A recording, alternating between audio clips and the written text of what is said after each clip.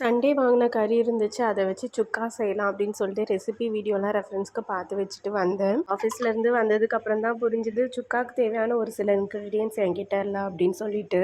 Ingredients இல்லைன்றதுக்காக அப்படியே விட்டுற முடியுமா?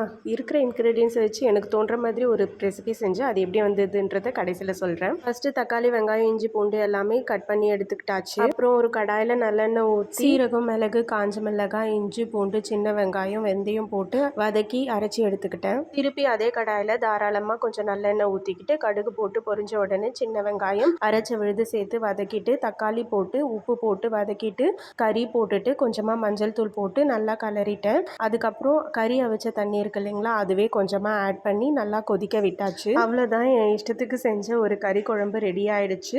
தோசையோடு வச்சு சாப்பிட்றதுக்கு இந்த குழம்பு அல்டிமேட்டாக இருந்துச்சு. கொஞ்சம் கறி தான்ன்றதுனால கொஞ்சமாக தான் இருந்துச்சு. இன்னும் கொஞ்சம் குழம்பு இருந்திருக்கலாமேன்ட்டு வீட்டில் எல்லாருமே கேட்டாங்க. அவ்வளோ சூப்பராக இருந்துச்சு.